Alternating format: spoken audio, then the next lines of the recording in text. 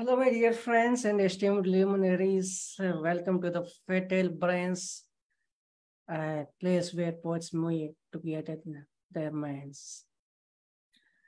Writing that formulates or evokes a concentrated imaginative awareness of experience in chosen language and create a specific emotional outburst or response through meaning, sound, and reflection, and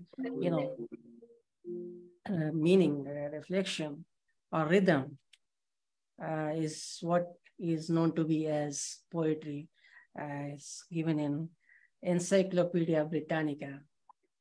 When it comes to a poet is the one who creates, who composes poetry, who has a gift of thought, poetic thought, imagination, and creation together with, eloquence of expression. Poet has a power of influencing society and can bring about remarkable changes in the society, yet he is highly unacknowledged, as their work rarely get or directly not reflected in the society, and people are to, least aware of, ignorant of their contribution to their towards sociological development. In this context, Fertile Brains came up with poets, talk about poets, songs of India. This program has started in this month of 7th September 2023, and remembering, the great poet, who is a Odia poet, but he writes in English. He is a physics scholar, Jayanta Mahapatra, who passed away on 27th of August 2023. The basic aim of the program, is to highlight Indian language poet, vernacular poets, their contribution to the realm of literature and, influence in the society, the indelible mark the left in the society in particular.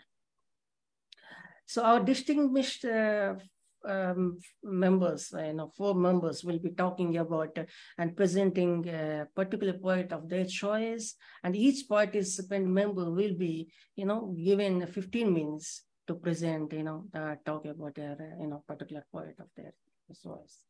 In our first episode that went on, 7th September, we given the description is given in the Facebook link. You could, check it out, those who missed it. And the YouTube link also has been provided in the link itself. In the first episode, Dr. Paramita Mukherjee Malik has talked about Anglo-Bangla poet Rabindranath Tagore, and Setuluri Padmavati talked about a Telugu poet Yogi Vemana, and Sridharan Parakodi talked about a Malayalam poet Mahakavi Akitam, and last but not least, Arindam Roy sir has talked about, the Jayanta Mahapatra. In this episode, we would be talking about, we would be knowing about a poet hailing from Assam, Punjab, and, Kerala, and also, Urdu poet, and our distinguished panel members out here, Miss Dr. Hasinus Sultan, Dr. Poonam Sood, Miss Satinder Kaur, and Mr. Mohommed Shah would be talking about, Hiren Bhattacharya, Amrita, Pritam, Mirza Ghalib, and Kamala. Now, it's time to begin the program, and I would request our honorable, moderator or whatever, the mentor of this program, Dr. Roopali Sircar Gaur, who is a retired professor of Sri Venkateswara College at Delhi University. She's a social activist and, literary person. So I would like to hand over this mic and request her to proceed the program further. Thank you, ma'am. Over to you. Roopali Sircar, ma'am. Ma'am, unmute your mic.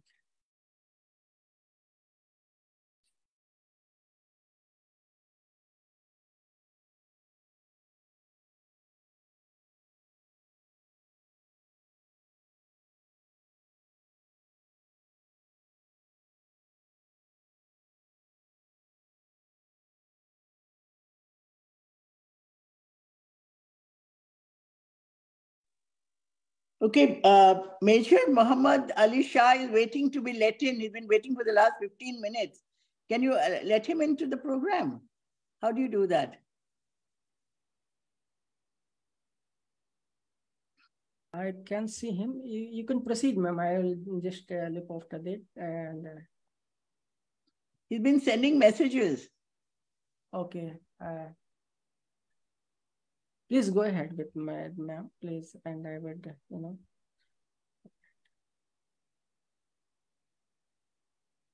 Have you got him? Okay. So thank you so much for, including me in this wonderful program as one of the moderators. Welcome to all those wonderful poet presenters who are here this evening. We begin with Professor Dr. Hasinus Sultan, who's an academic and a bilingual poet, translator, and reviewer. He writes both in Assamese and English and is widely published in national and international journals. Dr. Sultan is chief editor of Cross Currents, an international peer-reviewed journal in humanities and social sciences. His prose work, Discursive Rumination, Society, Culture, and Literature, documents his insightful responses to the changing discourses in society, culture, and literature. Tonight, he will talk to us about Hiren Bhattacharya, Sahitya Academy awardee, and one of Assam's most well-known poet. Welcome, Dr. Hasinus Sultan. Let us hear from you about this renowned Hiren Bhattacharya, the poet from Assam.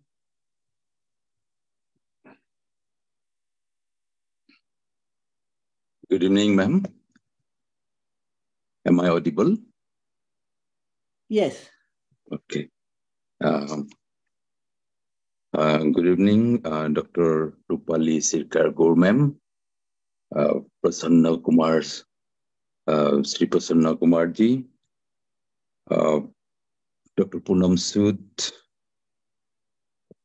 Satinder Kaur, Major Dr. Mohommed Ali Shah. Heartfelt gratitude to Prasanna Kumarji and Roopali Sircar Gaur, ma'am, for this. Is there any problem? For this space given to me in the fertile range. I'm really very happy to be part of it. And indeed, it's a great opportunity to talk to you about one of the most celebrated and accomplished poets of Assam, Hiren Bhattacharya. Well, I start my talk. Hiren Bhattacharya was born in 1932 and died in 2012. He is one of the most accomplished poets of Assam. Bhattacharya, a silent, slender man whose piercing, clear eyes mirrored his deep lyrical vision, had been the most popular of Assam's living poets for 5 decades, from 1960s until his death in 2012.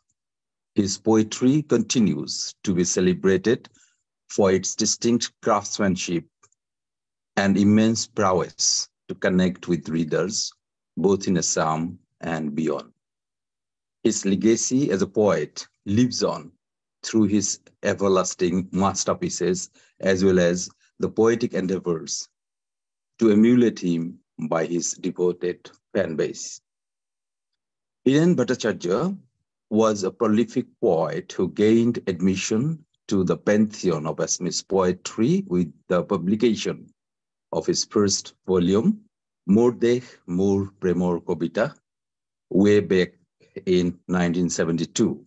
His other collections include Bibhinno Dinor Kobita, Kobita Road, Khugandhi Pokhila, Koisor Pothar Manu, Mor Priyo Bornomala, Bhalpuar Bokamati, Bhalpuar Dikso Batere, Basok Bonia Kobita, Khugandhi Khipa, Khipar Pora Patoloi, Keitaman Gan. These are all Assamese collections. Now, he also has some translated collections, and one of the translated collections in English is Ancient Gongs, translated by the accomplished translator Bhattacharya. There is another translated collection called Autumn and Other Landscapes. And in Bengali too, he has two collections, Jonaki Mon o Onenno, Shosher Mat o Onenno. Bhattacharya also wrote verses for children. His collections of nursery rhymes include Lora Dhemali and Okon Dhemali. Hiren Bhattacharya, popularly known as Hiruda, was both a poet and a lyricist. Perhaps that is the reason why his poetry is remarkable for its music. The greater bulk of his poetry is known for its exquisite verbal melody. He was a perfect master of words, choosing them for their sound as well as their sense. He was, it is because of his exceptional penchant for verbal melody in poetry that he believed reading brings perfection to poetry. His poetry can be fully appreciated only when it is read aloud to the tune of its unmistakable music.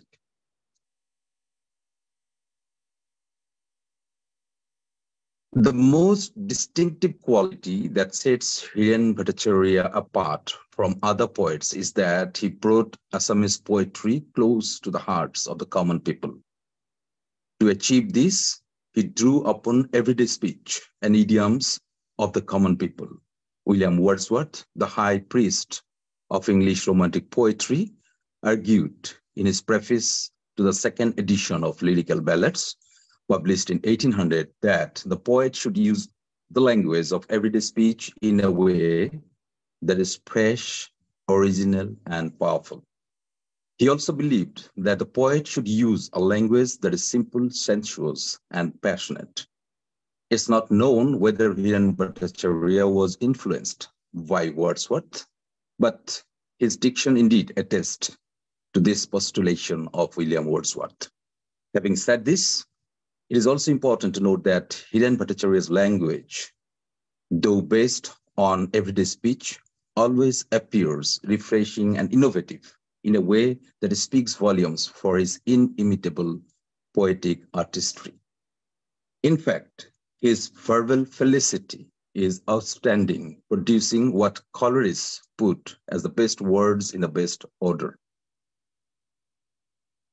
Hiren Bhattacharya's integration of one key feature of Urdu poetry, namely the air of vibrant intimacy between the poet and the audience, is another novelty that captivated readers and poets alike. It is for this reason that his love lyrics, composed in passionate, dramatic language similar to Urdu verses, are also hugely popular among the young generation of Assamese poets and poetry enthusiasts. Many of Hiren Bhattacharya's poetic pronouncements, especially those from his short poems that read like Japanese haikus, have passed into the repertoire of everyday quotes and sayings. His contemporaries, like the modernist icon of Assamese poetry, Navakanta Borua, and the Gyanpith Awardee poet, Kabborishi, Nilomani Fukon, have enriched the wealth of Assamese literature with some of the best gems of Assamese poetry. But ask anyone to quote a couple of lines from recent Assamese poetry, you will instantly hear a few from Hiren Bhattacharya's poetry. Some of his oft-quoted lines, immensely popular among Assamese youths, are Mrityu to eta Hilpo, Jionor Kothin Khilot Kota, Nilo Bhaskarya. Death also is an art, disinterested sculpture carved out of the hard stone of life. Etia Bohantokal, Fulotkoi Kaite Bhal. It's spring now. Thorns are better than flowers. তুমি তো জানাই এই কবিৰ আৰু একো নাই এটাই মাথো কামিজ তাৰো সিগু সিগু চিলাই প্ৰেম নিশ্চয় এনেকুৱাই আৱৰণ খুলি হৃদয় জোৰাই You know only too well that this poet has nothing else, just a single shirt, and that too with almost fraying stitches. Love certainly is like this. It lifts the cover to soothe the heart. দেখ বুলি কলে আদেশ নেলাগে মোৰ তুমৰলি তেজত টক বগাই উঠে এহেজাৰ এটা ৰনুৱা ঘোঁৰা You don't need commands when you mention your country. In my splattered blood sparkle 1,001 warring horses. Bhattacharya had a predilection for alliteration in composition, but his poems never sound monotonous because of the pervasive alliteration. On the contrary, the use of soft alliterative sounds creates an air of sweet euphony in his poems. Bhattacharya, like a researcher of Assamese words and idioms in poetry, engaged his mind throughout his life in poetry. Throughout his life, he experimented with poetic diction. He deeply believed in the power of poetic language. Here is an excerpt to illustrate this from one of his poems. Here he talks about the powerful language of poetry. He wrote, Moi শব্দবোৰ জিভাত দি চাওঁ, কাৰ কি সোৱাদ, হাতৰ তলুৱাত লৈ চাওঁ কিমান তপত, মই জানো শব্দ মানুহৰ মহৎ সৃষ্টিৰ তেজদীপ্ত সন্তান। মই সাধাৰণ কবি, কান্ধ সলনি কৰি বয়না মোৰ এই শব্দবোৰত মানুহৰ নিদাৰুণ অভিজ্ঞতা, বুৰঞ্জীৰ নিঠুৰ আচৰ। I put words on my tongue to feel how each one tastes. Take in the palm of my hand to see how hot they are. I know words are vivacious babies of man's lofty creation. I'm an ordinary poet. These words that I carry by shifting shoulders, having them terrible experiences of man, cruel scars of history. Hiren Bhattacharya was a progressive humanitarian poet. He firmly believed in the internationalism that begins at home. He wrote, মোৰ আইৰ হাতত ধৰি দেশৰ পৰা দেশান্তৰলৈ মই গৈ আছো, মোৰ প্ৰতিবেশী আৰু মোৰ বন্ধুজন ক্ৰমে ওচৰ চাপি আহিছে। Clutching my mother's hand, I'm traveling from my homeland to beyond. My neighbors and friends are getting closer and closer. Hiren Bhattacharya was a cultural activist too. He was a deeply committed member of the Indian People's Theatre Association, IPTA. He was also interested in art and painting, and he would often dabble in painting. He looked like a bohemian and could be reserved and taciturn at times, but he was a really sociable and outgoing person. He had a great sense of humor, and he was known for his witty repartees. As a poet, Bhattacharya, ever alive to social issues, was a protester too. However, his language of protest was highly artistic and compelling. In fact, he was one of the pioneering poets to infuse Assamese poetry with a subtly nuanced protest. Hiren Bhattacharya is a profoundly revered poet. His collection, Hoisor Pothar Manu, won him Sahitya Academy Award in 1992. He is the recipient of Assam Sahitya Sabha's Raghunath Chaudhary Award, Vishnu Ravai Award, Bharatiya Vidya Bhavan's Balaji Award, Soviet Desh Nehru Award, Assam Valley Literary Award, Assam Government's Ganesh Gogoi Award, Bharatiya Bhasha Parisad's Bajalini Award, and many more accolades. For all this, however, we must say that Hiren Bhattacharya's works deserve a broader audience in the world of literature. Hailing from the land of red rivers and blue hills, Bhattacharya has woven words into exquisite tapestries of emotion, culture, and human experience. Many of his poems read like those of Maulana Jalaluddin Rumi, Pablo Neruda, and Nazim Hikmat. His poetry transcends borders, offering profound insights into the human condition, love, and the complexities of identity and power. With a unique voice that bridges the gap between tradition and modernity, Hiren Bhattacharya has tremendous power to connect with readers worldwide, enriching the wealth of world literature. Before I conclude, I would like to cite the doyen of Assamese poetry, Gyanpith awardee Nilmani Fukon, about Hiren Bhattacharya.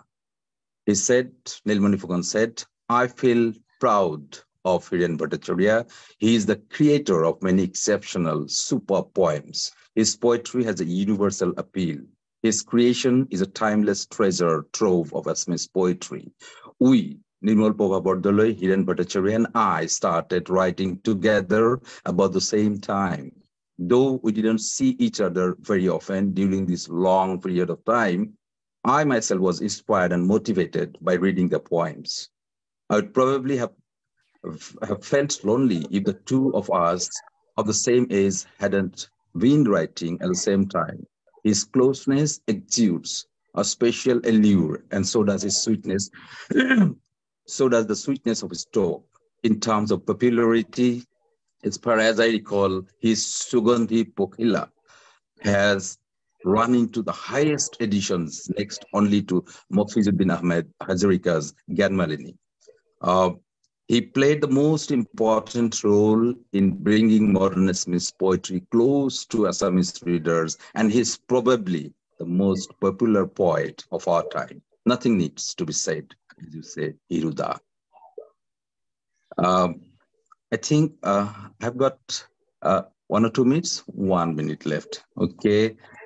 I'll go and singing one of his poems in Assamese. Okay. Just listen to it and feel its melody. Mur dekh, mur pranoro pranor, mur ganoro ganor, mur dekh, mur potitu kame, mur potitu sintai, ei dekhor bukut rose, hois kunwali bhovishyotor hopon. Mur jionor ahe ahe, mur joubonor kohe kohe, hei hoponor koloro.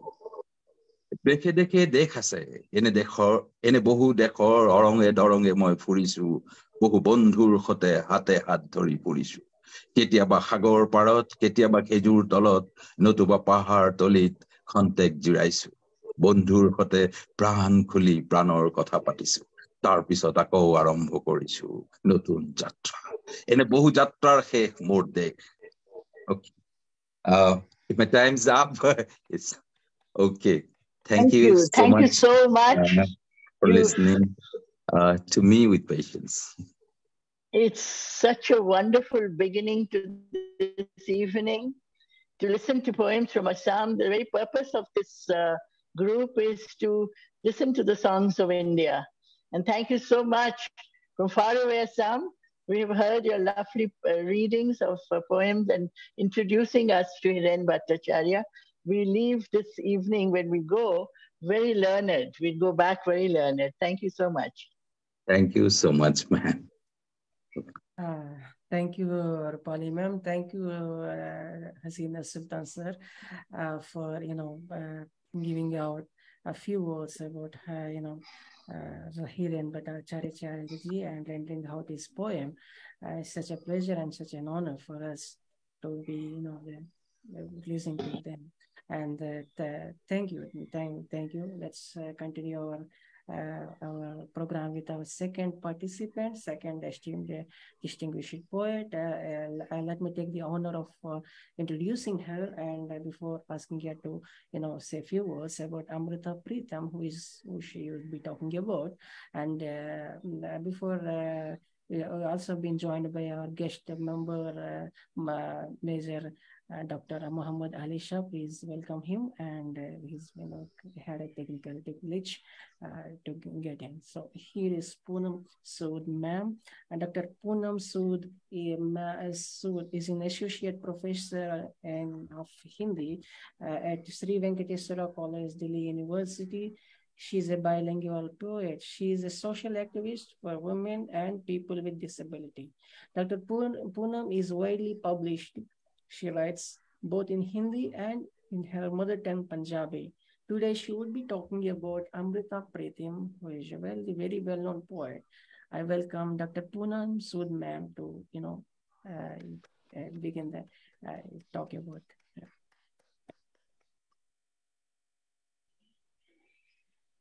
Ma'am, please unmute your mic.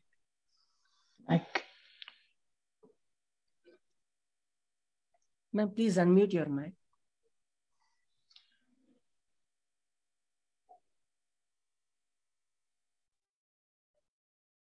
Yeah, if you could unmute your mic, please.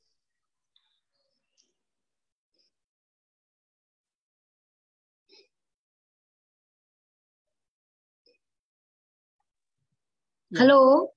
Yes. Before I thanks to you, Prasanna Kumari, I really want to thanks Dr. Sultan. I got a realization, not because of your lecture, because of your end. You realized me that the best introduction of a poet is his or her poem. By the end, that was really very pleasing to ears. So I just got the idea from you that I will also start the introduction. I will give my introduction of Amrita Pritam through her poem. A best poem is that only you can touch your heart. And nowadays, one of my most favorite poem, मैं तेनू फिर मिलांगी. Why the reason I chose this poem?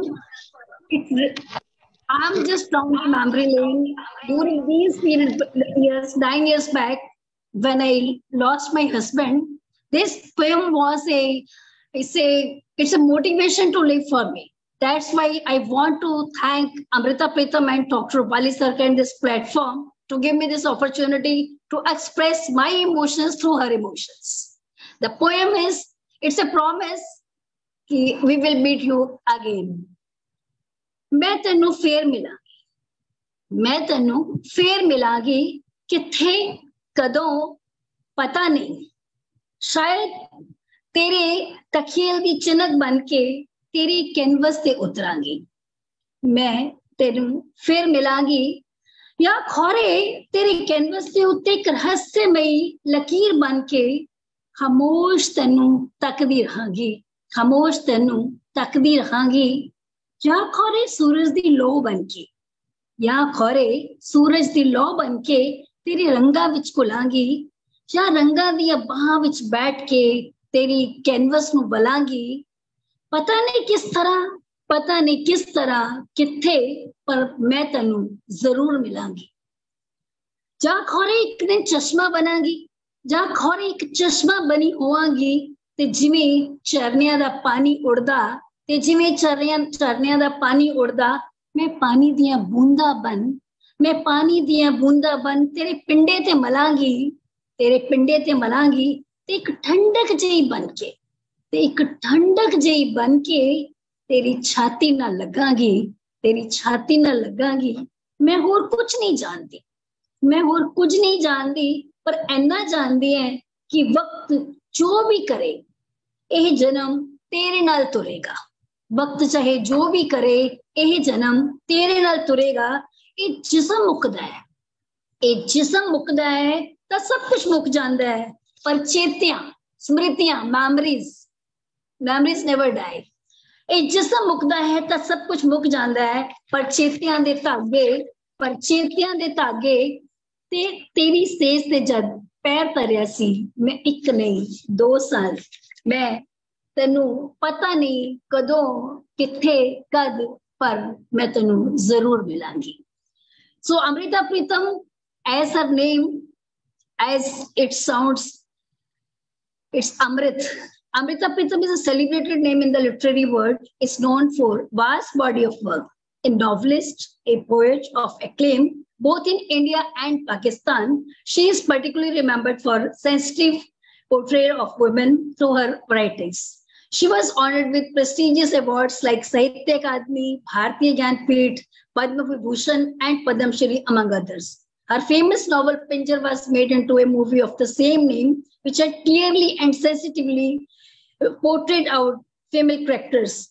Her empathy with the matters related to the women's identity can be traced both in the novel and in the movie at the same time.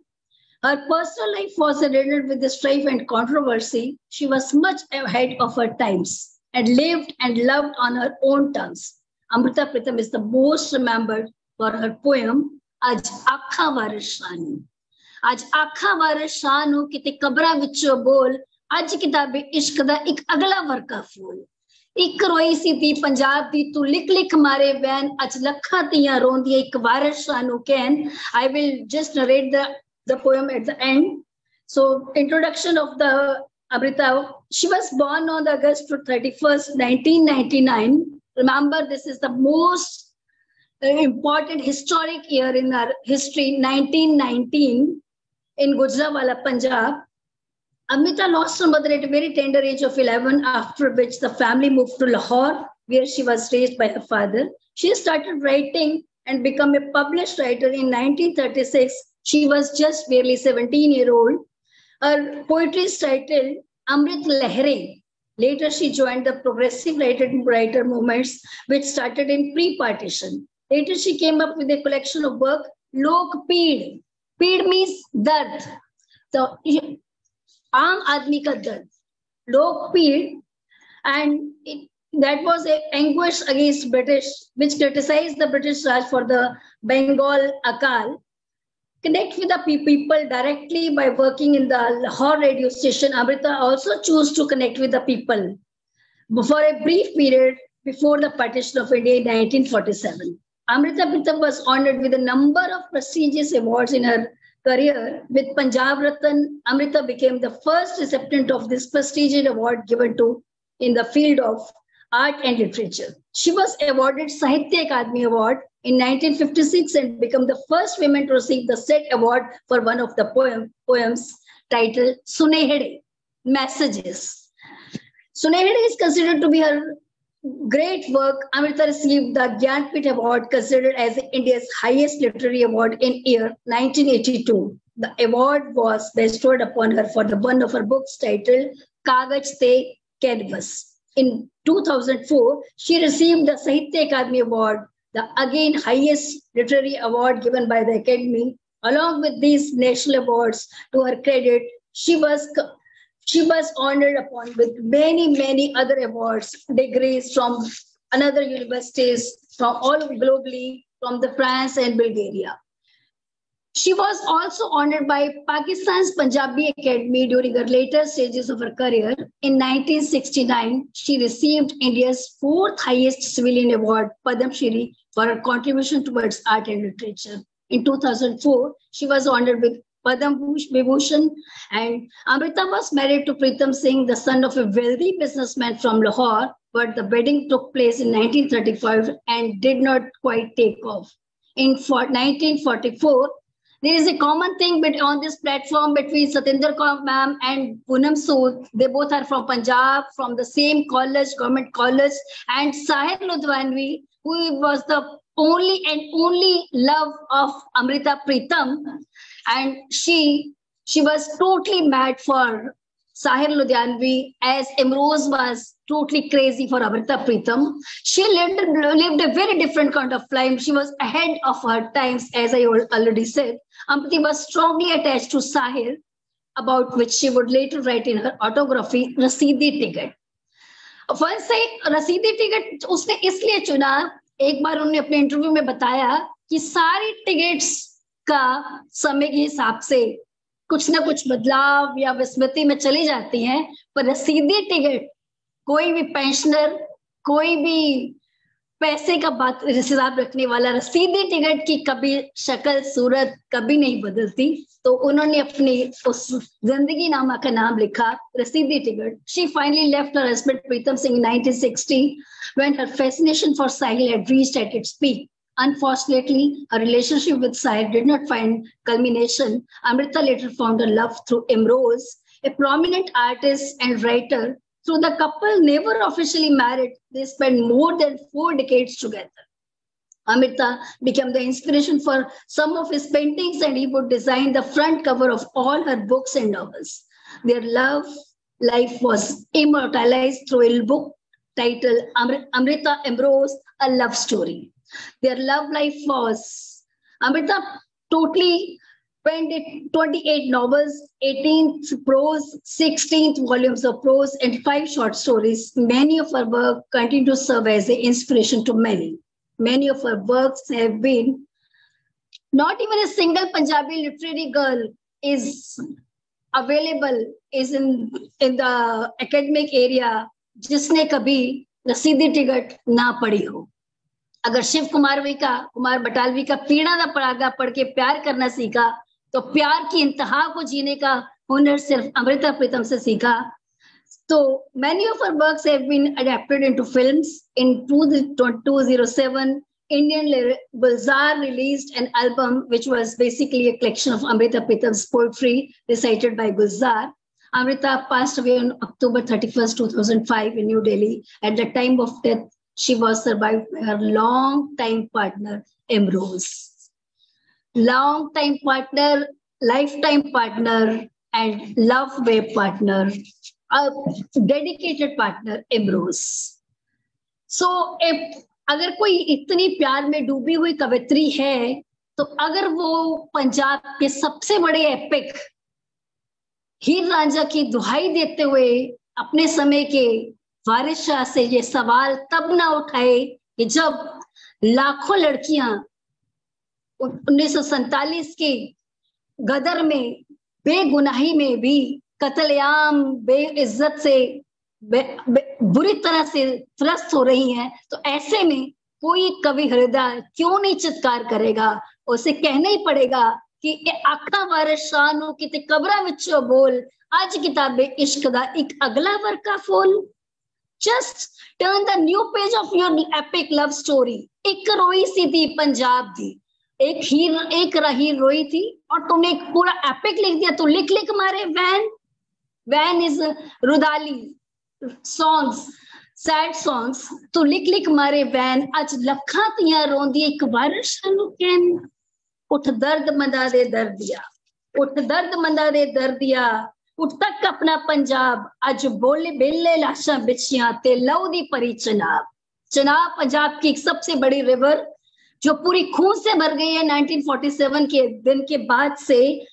उठ दर्द मंदा दे दर्दिया, उठ तक अपना पंजाब बेले लाशां बिछियां ते लहू दी परी चनाब. किसी ने पंज पानियां विच दित्ती जहर रला, ते ऊना पानियां तरत नू दिता पानी ला. उन खून से भरी नदियों के से पंजाब की फर्टाइल लैंड को सींच दिया तो क्या होगेगा. कवित्री कहती है, इस जरखेज जमीन नू लूलो फुटिया जहर, गिट गिट चढ़िया लालियां, फुट फुट चढ़िया कहर. यू विल सी दा फिर बन बन बगीचा, उन्हें हर एक बांस दी बंजली दित्ती नाग बना. पहला डंग मदारियां मौत गए, मंत्र गए गुआच, दूजे डंग दी लग गई जने जने नू लाग. Everybody becomes, I should not use the word criminal. पहली डंग मदारियां मंत्र गए गुआच, दूजे डंग दी लग गई जने जने नू लाग. लागा किलो लोक मुंह बस फिर डंग ही डंग, पलो पली पंजाब दे नीले पै गए अंग. गलियां टुटे गीत फिर तकलियां टूटे उतरंजन. पंजाब में या तो औरतें चरखा गाती हुई गीत गाती हैं या ऊंची आवाज में हीर रांझा गाती है. तो वो सब कुछ रुक गया. पहला गलियों टूटे गीत, फिर टकलियां टूटियां तंद, त्रिंजनों टूटियां सहेलियां, चरखड़े को गर बंद, सने सेजते बेड़ियां, लुडन दितियां रोड, सने डालियां पींग अज पिपली दिती गुड़. जिन पेड़ों पे झूले लटक रहे थे, उन पेड़ों को ही जड़ से हिला दिया. धरती लहू लुहान है तो कवित्री का दिल चित्कार कर है, जिथे वजदी सी कूक प्यार दी. I conclude, जिथे वजदी सी कूक प्यार दी, ते बंजली गई गुआच, रांझे दे सब वीर अज भुल गए ओदी जाच. रांझे को धरती ते लो बसिया, कबरा विच पईयां चोन, प्रीत दियां शहजादियां अज विच मजारा रोन. प्रीत दियां शहजादियां अज विच मजारा रोन, अज सबों कैदी बन गए. You too, Iago? You too, Brutus? अज सबो के जो बन गए उस इश्क दे चोर अज कितों लियाइए लब के एक वारिश एक होर अज आखा वारिश किते कबरा विचों बोल अज किताब इश्क दा एक अगला वर्का फूल एक अगला वर्का फूल. Thank you so much, a poetess of every stream, love, rebel, social reforms, and above all, a woman. Thank you so much. Thank you so much, Poonam.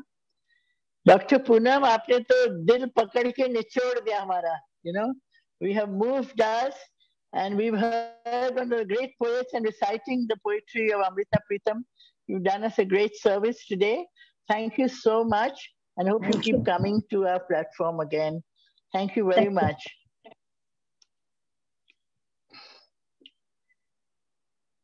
Prasanna, who are we having now? Dr. Mohommed Ali Shah. Remarkable, emotional outburst. It was displayed through Poonam Sood ma'am, Amrita Mas. That is what I learned in the graduation, but we're very young, but we could not take it serious what it was. It's all a subject matter, it's not the reading. But today it is something. Thank you, ma'am. Over to you, ma'am. ख्वाहिशें ऐसी कि हर ख्वाहिश में दम निकले, बहुत निकले मेरे अरमान लेकिन फिर भी कम निकले. With these lines of Mirza Ghalib, I introduce Major Mohommed Ali Shah. With great pride, I'm doing this. A veteran army officer, a poet, author, motivational speaker, award-winning actor, scriptwriter, and renowned TED speaker. His biodata is so long that we would need at least an hour to read it. He will introduce us to one of India's great Urdu shairs, Mirza Ghalib. Over to you, dear poet. We would love to hear you this evening.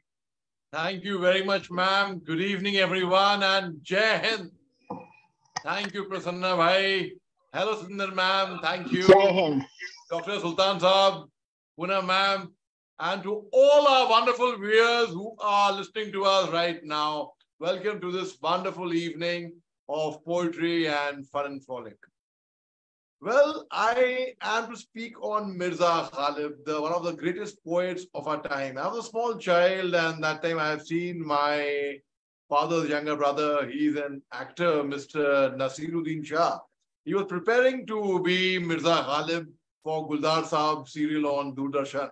So I used to often observe him from very close and how hard he worked and such things.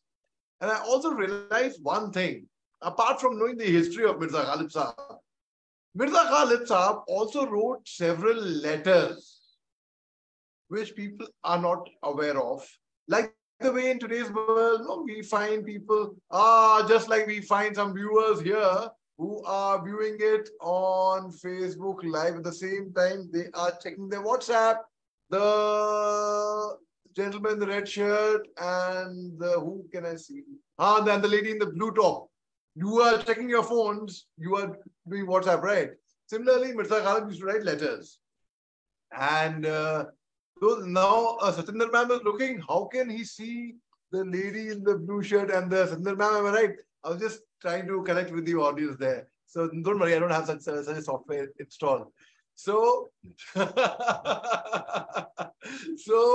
Ghalib Saab used to write letters.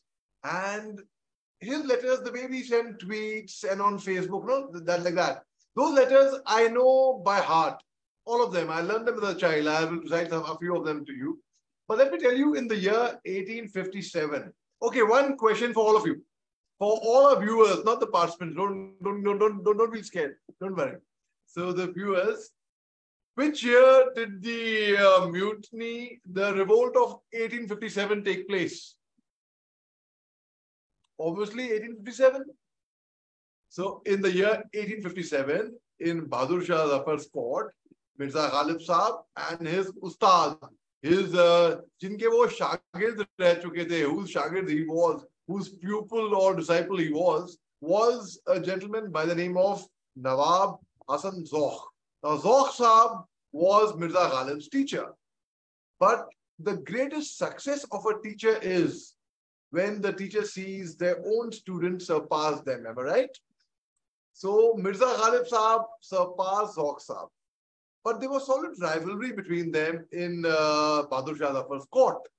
They would be Jugal Bandi, and a whole lot of their session just used to go on, and they would not end. And Mirza Ghalib was a great poet. So was Bahadur Shah Zafar. Like he wrote several nazms like Lagta nahi hai ji mera ujre dayar mein kiski bani hai na. So he wrote several poems, Bahadur Shah Zafar as well. But now let me come to Mirza Ghalib Saab's letters. So one day the Britishers who were ruling India at that time, they called him. So now, yeah, come here. Are you a Muslim? They asked him. He said, his answer was, well, I am a half Muslim. A half Muslim? What does that mean? He says, I drink alcohol, but I don't eat pork. So I'm a half Muslim. Like, what a question. And he had a very wicked sense of humor. So like his sense of humor is, you can see his letters. Like for example, his close aide by the name of Mirza Tafta. Mirza Tafta's beloved wife, she passed away. So he wrote a letter in condolence in Taziyat. And many of you may not understand Urdu, so I'll translate it for you. Because it took me 8 readings to understand in Urdu what it actually means. So he wrote, Gham na khao. Don't be sad. Chunna jaan na sahi, munna jaan sahi. And what he meant was, please pardon me, please forgive me. I don't mean that. I am not saying that. Ghalib Saab wrote that, right? Don't be sad. There's plenty of fish in the sea, is what he meant. Gham na khao. Chunna jaan na sahi, munna jaan sahi. Jab main bahisht ka tasavvur karta hu, when I think of the day of paradise, the judgment day, the world has come to an end.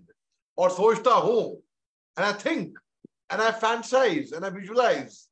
Agar maghfirat ho gayi. Maghfirat means, I have been pardoned of all my sins, and I am going to attain heaven. Agar maghfirat ho gayi, ek kasr mila or ek hoor mili. I have got a castle. Kasr means a castle, or a hoor, a beautiful damsel. And in that beautiful castle, right? एक कसर मिला और एक हूर मिली, अकामत जा वैदानी है और उसी ने एक वक्त के साथ जिंदगानी है, which means there is no afterlife hereafter. There's only one particular life, and it is going to be permanency over here. इस सोच से जी घबराता है और कलेजा मुंह को आता है, which means I get restless with this thought that there is no going to be afterlife hereafter. It's going to be permanent life in that beautiful castle, mansion, with that beautiful hoor, but there's permanency here. Just too bad. और कलेजा मुंह को आता है, हाय हाय वो होर अजीरन हो जावेगी. Ajiran in Urdu means intolerable. Hoor, beautiful damsel. Even though she's so beautiful and she's a damsel, she will become intolerable for me because there's going to be permanency. I have to live my entire life with that one particular hoor. हाय हाय वो होर अजीरन हो जावेगी, तबीयत क्यों ना घबरावेगी. Now I get restless with the thought, why should I not feel upset about it? Miya, hosh mein aao, kahin aur dil lagao. What he meant to say was, you're so lucky, yeah, she's passed away, it's all right. Come on, get hold of yourself. Look somewhere else. So this was his sense of humor. Then he writes, one day, his wife's nephew, Nawab Alai, bumped into him in the marketplace. He was going in a rickshaw. So Mirza Ghalib tells him that, "Kyun miya, kya baat hai? Tum khat nahi likhte?" Which means, what's the problem, yeah? Why don't you write to me? It's like sending a WhatsApp message to somebody, and the WhatsApp message has got 2 ticks, 2 blue ticks, which means the message has been delivered, it has been read, but the other person did not bother to reply you back. So we get very emotional about it. We get very touchy. See, I wrote to Poonam ma'am, and Poonam ma'am read the message. 2 blue ticks also came, but she didn't reply back to me. How mean is that, right? So, no, but Poonam ma'am is very nice. She would not do that. But this is like, I was just trying to explain that, And so he writes, "Kyun miya, kya baat hai? Tum khat nahi likhte aajkal mere ko." So he writes, Nawab Alai says, "No, actually, I don't know your address. I don't know where to deliver the letter. I don't know so I don't know. It's like making excuse. I don't know your Insta ID or your LinkedIn ID or your Twitter ID or your Facebook ID or don't know your email address nowadays. So Mirza Ghalib feels very bad. He goes back home. He writes a stinker to him. And what does he write? He writes, I'll translate it for you after the letter. He writes, 50 बरस से दिल्ली में रहता हूं, हजारा खत अतराफ और जवानिब से आते हैं. बहुत लोग ऐसे हैं जो मोहल्ला नहीं लिखते, सिर्फ शहर का नाम और मेरा नाम. ये सब मरातिब तुम जानते हो और उन खुद के को भी तुम देख चुके हो, और फिर मुझसे पूछते हो अपना मस्कन बता. अगर मैं तुम्हारे नजदीक अमीर नहीं, ना सही अहले हरफा में से भी नहीं हूं कि जब तक महला और थाना ना लिखा जावे, हरकारा मेरा पता ना बतावे. आप सिर्फ दहली लिखकर मेरा नाम लिख दिया कीजिए, खत पहुंचने का मैं शामिल. Now it means I live in Delhi for 50 years. 50 बरस से दिल्ली में रहता हूं. हजारा thousands of letters come from different people. हजारा खत अतराफ और जवानिब से आते हैं. बहुत lot of people don't even write the address. They just write Delhi and they write Mirza Ghalib on top, my name and the city's name. That's about it. And the letter reaches me. Yeah, come on, have a heart. And you can't write a letter to me. You being my nephew, my wife's nephew, you can't write a letter to me. सिर्फ शहर का नाम और मेरा नाम, ये सब मरातिब तुम जानते हो. You know all these stories. और उन खुतूत को भी तुम देख चुके हो. If you think I'm lying, you've seen those letters which have come only by my name and by the city's name. And then despite that, you have the cheek to ask me, apna maskan bata. Tell me your address. I don't know your address. Is that a good enough reason not to write letters to me? आप सिर्फ दहली लिखकर नाम लिख दिया कीजिए. You just write Delhi and write my name on top. Mirza Ghalib. That's about it. I'm so famous, the letter will reach me. What an attitude, yeah. What an attitude, Mirza Ghalib. खत पहुंचने का मैं ज़ामिन. I take the responsibility and I assure you and I guarantee you, I warrant you that the letter will reach me. Then Mirza Ghalib comes on the troubled times. He writes a letter to Nawab Alai once again. And he writes, अब मैं और 62 रुपये 8 आने कलेक्ट्री के, 100 रुपये रामपुर के, income tax जुदा, सूद जुदा, बीवी जुदा, बच्चे जुदा, शागिर्द पेशा जुदा, चौकीदार जुदा. तंग आ गया, गुजारा मुश्किल हो गया. सुबह की तबरीद मतरूक, चाश्त का गोश्त आधा, सुबह की रात को गुराब मौकूफ, 20-22 रुपया महीना बचा. यारों ने पूछा, तबरीद और शराब कब तक ना पियोगे? जवाब दिया, जब तक वो ना पिलाएंगे. जो ना पियोगे तो किस तरह जियोगे? जब तक वो ना पिलाएंगे. महीना पूरा नहीं गुजरा था कि रामपुर से अलावा सवाई मुकर्ररी और रुपये आ गया. खैर हो, सुबह की तबरीद, रात की शराब जारी हो गई, गोश्त पूरा आने लगा. So he writes, what he means is, now I'm only left with only 50 rupees. अब मैं और 62 रुपये 50 आने. I'm giving an example. This is a limited amount of money. Out of this much money I have to give for this, for my various expenditures. But despite that, I sacrifice my morning. Though I used to have, like, we have tea, we have, some people have warm lemon water with lemon, right? So I forwent my morning drink. I forgo my night, evening alcohol. I became a vegetarian. But yet, I was short of money. But suddenly, from nowhere, Savai Mukarri, Rampur se lava, Savai Mukarri, और रुपये आ गया. There was more money which came to me from nowhere. And then life again started the way it should have been. That's how. And then once again, he's on a troubled times. He writes, मियाँ मैं बड़ी मुसीबत में हूँ. महलसरा की दीवारें गिर गई हैं. तुम्हारी फुप्पी कहती है हाय दबी, हाय मरी. दीवान खाने का हाल महलसरा से बदतर है. मैं मरने से नहीं डरता, फुकदाने राहत से घबरा गए हो. छत छलनी है, अब 2 घंटा बरसे तो छत 4 घंटे बरसती है. अगर तुमसे हो सके तो भाई से मुझको वो हवेली जहां अमीर हसन रहते थे और कोठी में से वो बला खाना मैं दिलाने ज़ेरी, जो इलाही बख्श मरहूम का मस्कन था, मेरे रहने को दिलवा दो। गालिब, यकशंबा 27 जुलाई 1862। Now I'm not translated for the paucity of time, because if I translate तो मजा भी खराब हो जाता है उर्दू पोइट्री का. And then last letter I would recite of Mirza Ghalib is हाँ, ए मेरी जान, ये वो दिल्ली नहीं है जहां तुम पैदा हुए हो, ये वो दिल्ली नहीं है जहां तुमने इल्म तहसील किया है, ये वो दिल्ली नहीं है जहां तुम शोबान बेग की हवेली में मुझसे पढ़ने आते थे, ये वो दिल्ली नहीं है जहां 7 बरस से आता जाता हूं, ये वो दिल्ली नहीं है जहां 51 बरस से मुकीम हूं, एक मिलिट्री कैंप है. Now I would like to conclude by reciting a small nazm by a very big fan of Mirza Ghalib, whose name is Faiz Ahmad Faiz. He wrote a nazm, a revolutionary nazm, which became a Bollywood ghazal and a very popular Bollywood ghazal thereafter. He wrote, Mujhse pehli si mohabbat. What's it thereafter? Who will say? Mujhse pehli si mohabbat, mere mehboob na maan.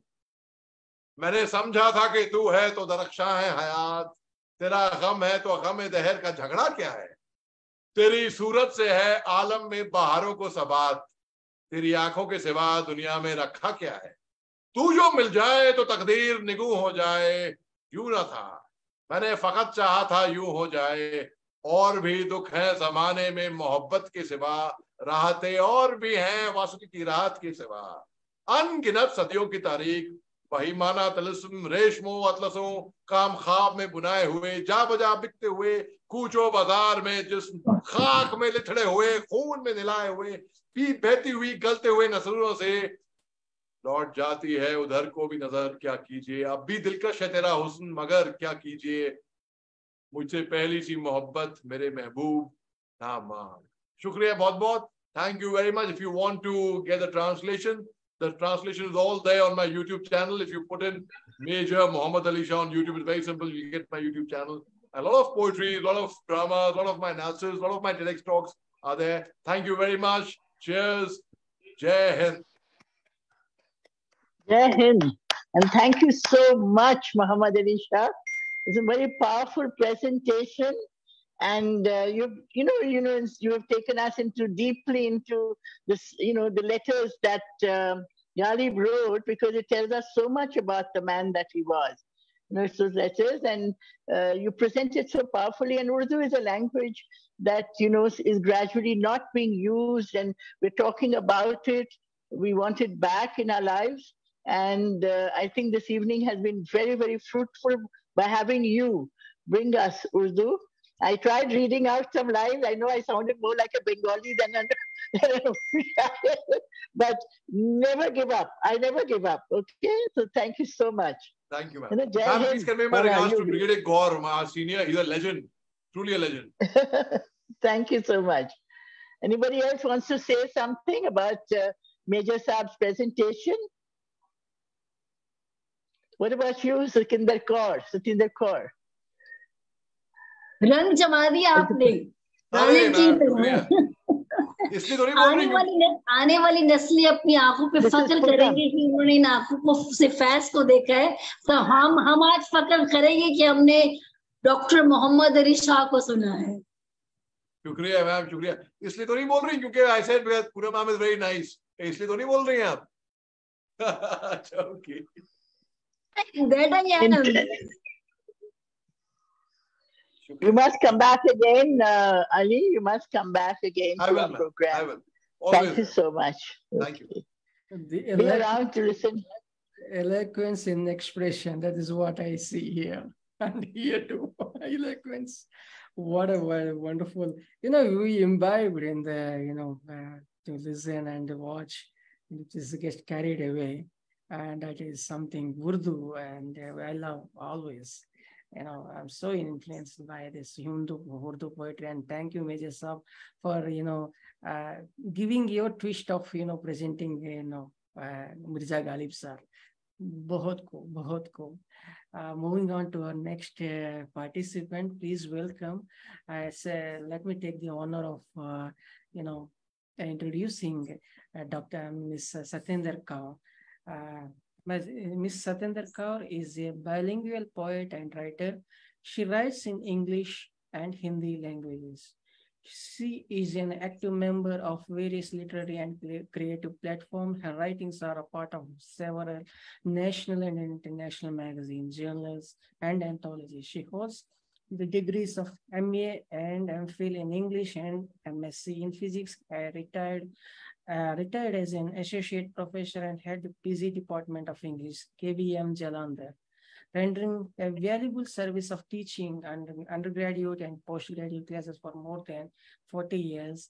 And she now, Satinder ma'am would be talking about India's most, famous poets like female author, Kamala Das. Very controversial to say, but yes, would like to hear from her. Please welcome Dr. Satinder Kaur. Over to you, ma'am.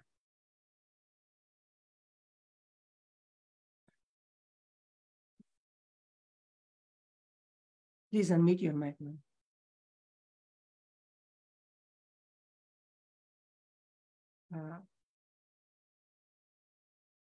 Please unmute your mic, ma'am.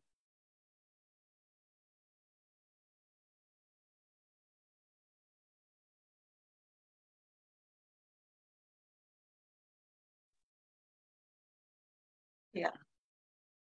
Good evening, everyone.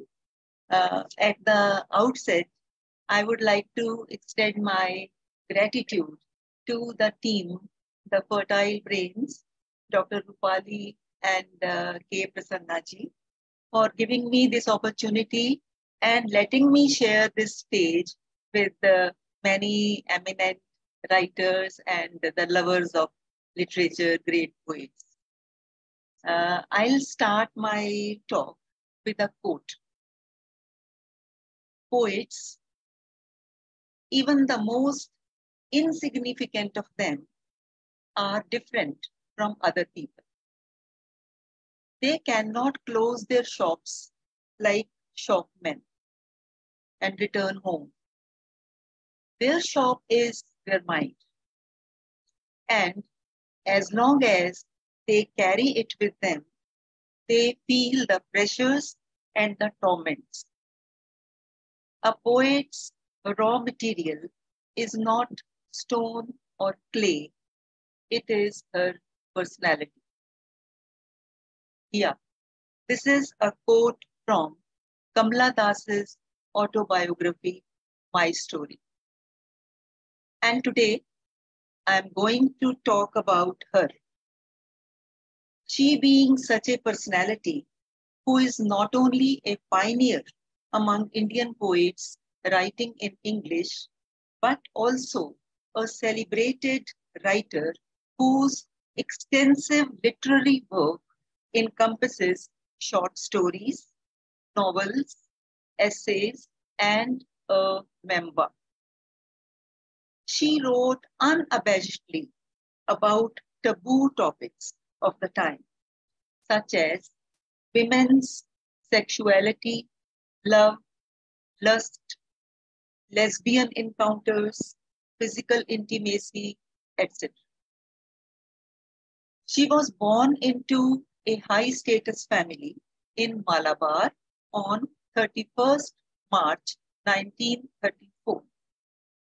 Her mother was a poet. Her name was Balamani Amma. Father, B.M. Nair, was an automobile company executive and a journalist also. Her grand-uncle, Nalapat Narayanan Menon, he was also a great poet, celebrated one. And as we know, her mother and granduncle both were poets and well known at that time. Kamala Das also got this talent of writing poetry from them on. So she was just 6 when she started writing poetry. The family may be a very high one, but we come to know that she had a neglected childhood. Parents were busy. Mother was always busy writing on her bed, lying on her tummy and writing, and she never cared for her children. And father, he was busy in his own office. And this type of alienation, it left a deep and long-lasting impact on the psyche of Kamala. But one person was there who would love her unconditionally, and that was her grandmother. And later on, she wrote a poem also on her love for grandmother's house, and the way she used to remember the house when she was away with her husband in Bombay. She had 2 siblings, one brother, one sister. So that was a time when it was the British Raj, and the children were sent to a European school. And she remembers how she became the victim of racial discrimination when a poem written by her was recited to a visitor, and the credit was given to a Scottish girl. She remembers, quote, when the visitors came, the brown children were always discreetly hidden away, swept under the carpet, told to wait in the corridor behind the lavatories. So this is something which tortured her. In the school, she was called the Blackie. And once some visitor came and he addressed her like this, Blackie, your blood is red. And at home, her father made her grandmother scrub turmeric and other pastes on her face, besides giving her an oil bath just to make her skin fair and smooth. Now, not only the racial discrimination she had to suffer from, there was another factor, gender discrimination. And she saw this right at her home when she was treated differently from her brother. And similarly, when the tutors came to their house, the tutor, male tutor and female tutor, and how in the name of hospitality, they were treated in different ways. And this neglect and injustice took firmer roots when she grew up to be a teenager and was married at the age of 15 to one Madhav Das, who was an officer in Reserve Bank of India.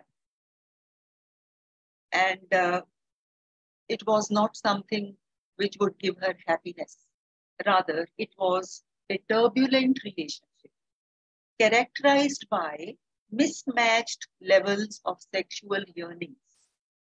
She describes in her book the brutality of the first night of her marriage and how her body was not ready for lovemaking. She had thought that after marriage, she would get a constant companion, this thing which she had not got in her parents' house. Her parents were busy. So she thought that when she gets married, she will get a husband who will be with her, who will have conversation with her, love her, reach deep into her soul, and will understand her emotionally and spiritually. But ironically, she was bound to a lusty man who didn't care about anything but his sexual satisfaction.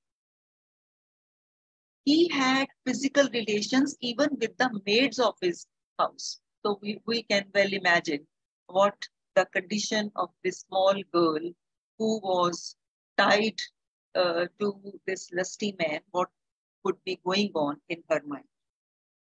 Kamala's soul was so tormented that She gave expression to her pain and disgust in poems like The Freaks, The Sunshine Cat, My Grandmother's House, and many others.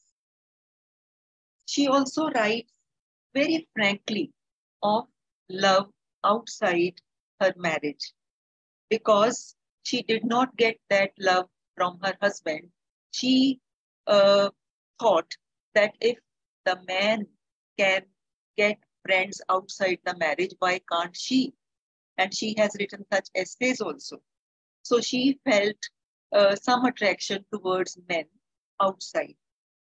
And then she says, I was ready for love, ripe for a sexual banquet. And now I'll quote some lines as I have just named from poems, The Freaks, The Sunshine Cat, and My Grandmother's House. I would like to quote some lines from the poems. He talks, turning a sun-stained cheek to me, his mouth a dark cavern, where stalactites of uneven teeth gleam. So this is the moment when they are together, and how, because there was no understanding, this man looked to her ugly also. And then she says, who can help us, who have lived so long and have failed in love?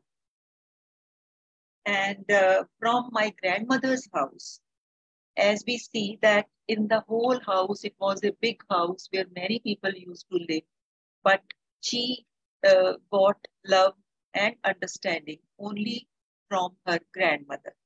So she wrote a poem, My Grandmother's House, and she says, there is a house now far away where once I received love. That woman died. This was after the death of her grandmother, and she is nostalgic about it. She is in Bombay, and she cannot go easily to her house, Nalapat house in Malabar. So she says that woman died. The house withdrew into silence. Snakes moved among books. And then other lines, I, who have lost my way and beg now at strangers' doors to receive love, at least in small change, at least in small change, maybe a very little portion of the love which she deserves. Let her go out and let her find it in others. And then another poem, Sunshine Cat. In the Sunshine Cat, she considers herself a sunshine cat. In this poem, we come to know that how her husband had become so cruel, brutal towards her, that when he used to go out for his work, he would lock her in a room. It was a dark room. Some books were kept over there, and no light would be able to go in, only that there was a small streak which would enter from beneath the door. And from this poem, I'll read a few lines. She says,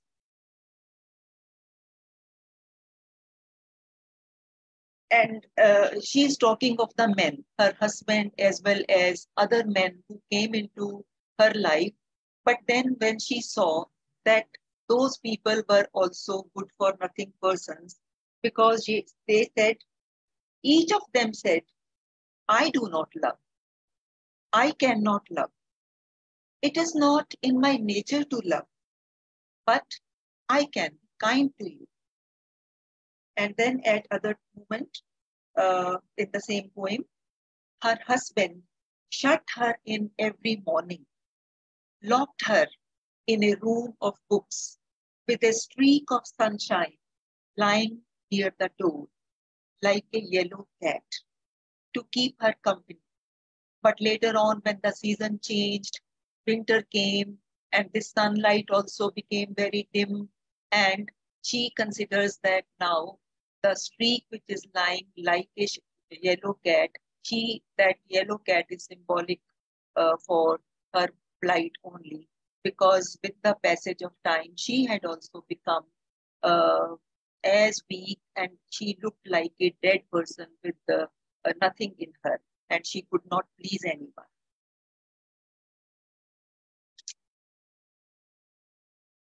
Though we have seen that she did not have any such love or understanding with her husband,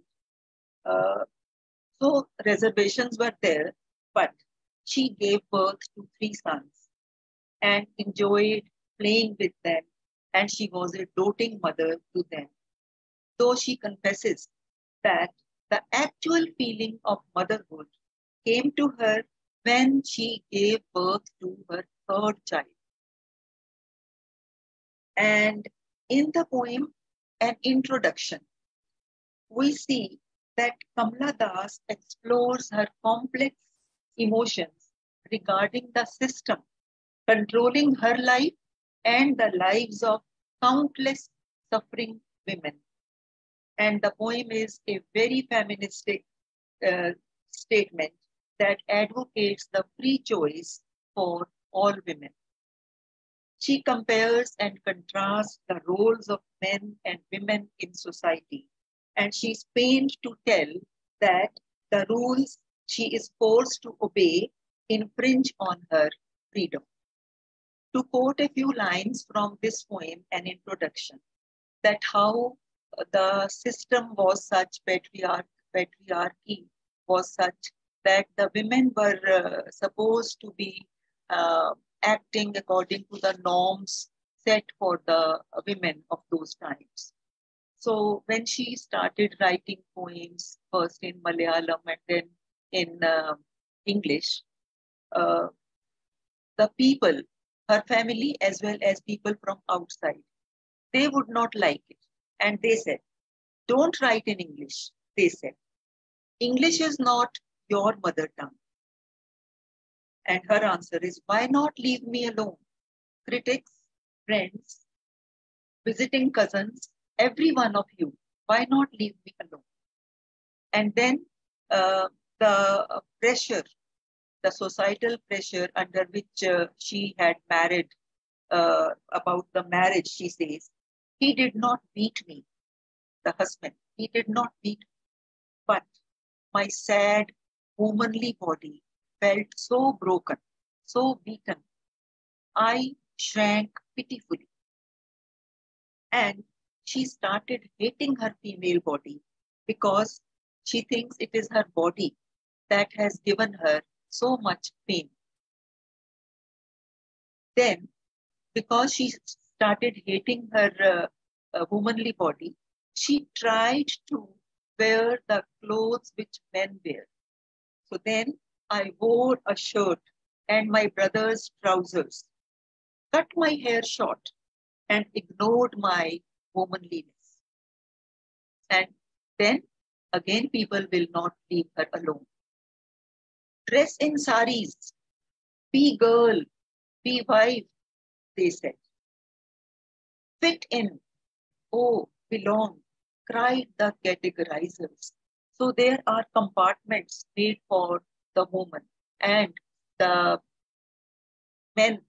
menfolk want the woman to fit herself in the compartment for which she is made.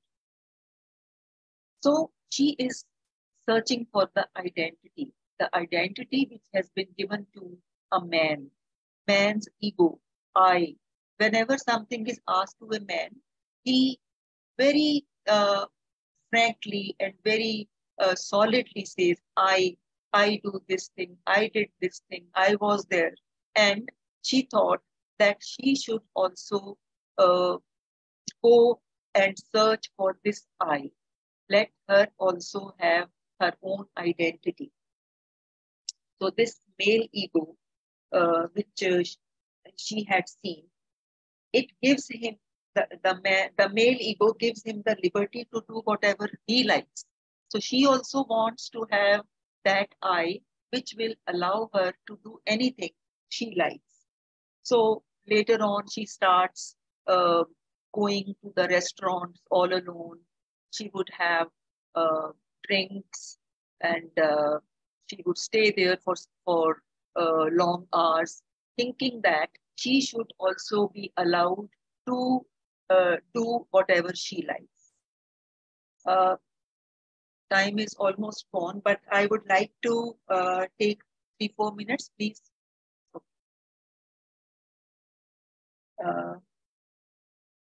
The important thing is that she wrote many poems, and her poetic works are Summer in Calcutta, The Descendants, The Old Playhouse, and other poems, and short stories, Padmavati, The Harlot, and other stories.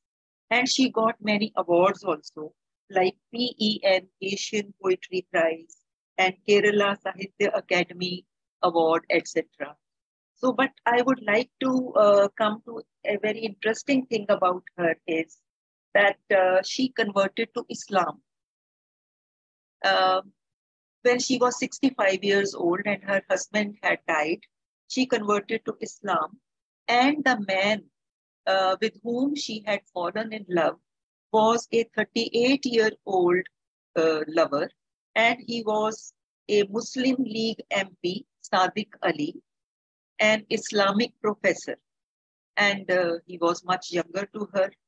But later on, he also had left her. He had already 2 wives, and when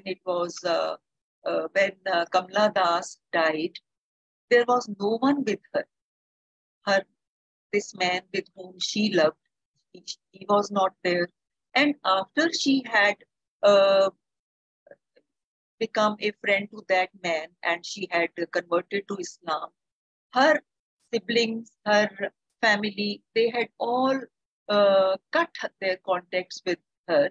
And when she died, she was all alone in Pune hospital. She had been fighting a battle with cancer, and she breathed her last, and there was no one, no personal or no close attendee. So I would come to the last lines. So through her poems, she has actually tried to give voice to a generation of women who were confined to their households. And they were considered a commodity to be exchanged through marriage. Her message to them was that they should be bold, not to accept the roles enforced upon them by the conventional patriarchal society. They should go ahead and make their own free choices and live with their heads high. Thank you.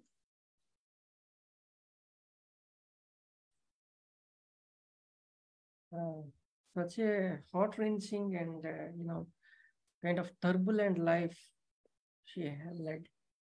And that is what we, get to learn, from her life story in Tekata, my story. I also had got the chance of reading that book. And today it was something. I'm sitting outside, right in front of some mountains. I can't. It is a wonderful program. I love this talk on Kamala Das, especially because she's a revolutionary poet, and because she was a woman, whatever she wrote was always questioned. If a man had written all that, there would be no queries at all. There's no controversy. Thank you so much for this wonderful presentation. Yes, Prasanna, go ahead. I'm just trying to catch the internet. And Satinder, thank you so much, Roopali ma'am. Thank you, Satinder ma'am. Thank you for, I'm in Missouri and the mountains are all preventing me. Yeah. Go ahead, Prasanna. Yeah. Satinder ma'am, today, I think, yes, let me thank Satinder ma'am for, talking about and informing them and, saying about and, talking about a poet, Kamala, and she's such a turbulent and, kind of unorthodox kind of, life that she led. And, but yet she made a name of herself especially in the arena of literature. And Baba, that was really remarkable and to learn from a lesson from her. So, friends, those who are watching today, we get to learn about the poets, from Dr. Hasinus, Sultan, Hiren, Bhattacharya, Dr. Poonam talking about Amrita ma'am, Satinder Kaur ma'am, talked about Kamala, Kamala Das, and Dr. Major Mohommed Shali talked about the Mirza Ghalib. It is such a nice, evening and a nice presentation that we get to witness and get to learn about. And next meeting, next poetic next poets talking about poets session will be on October 5th. So with a new set of participants, with new set of poets talking about. So and now I would request each panel member or each distinguished poets to present their opinion regarding this program, and I'd like to conclude after that. Yes, that will be wonderful. It'll encourage us. It'll encourage us so much. I would like to begin with Dr. Hasinus Sultan, and then Poonam Sood ma'am, Satinder Kaur ma'am, and Dr. Mohommed Shah. Over to you, sir, Dr. Hasinus Sultan.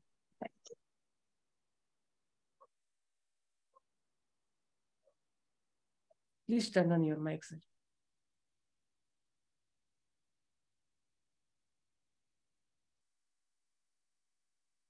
Sir, please turn on your mic. Please turn on your mic, sir. Please unmute your mic, sir. Okay. Am I audible now? Yes. Okay. I really thoroughly enjoyed the session today. And, writing creative literature is one thing, and, giving a platform is another. And giving a platform is, very, very important, which you are doing, building a rapport between poets and critics, people. So this connecting people is very important, which you are doing through this platform. And I'm really grateful to you for this privilege. Just one thing, let us keep in touch to make this connection more meaningful. Let's be in touch. That is what I would like to say at the end of the day.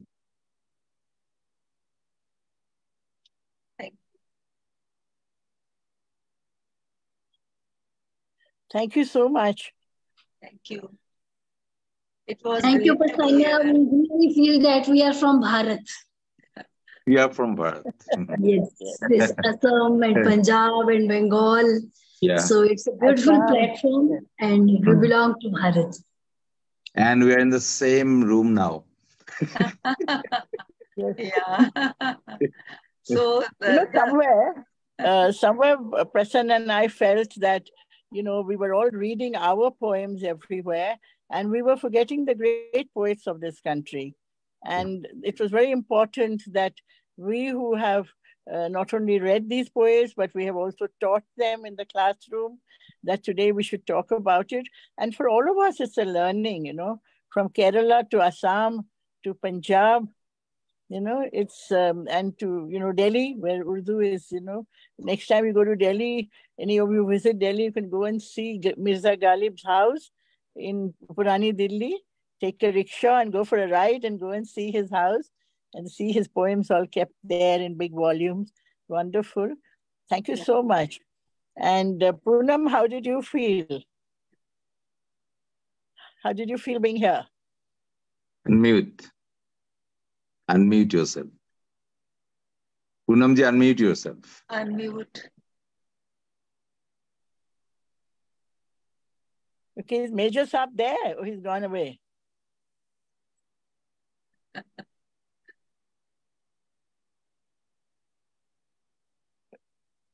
Okay, Prasanna, we can conclude.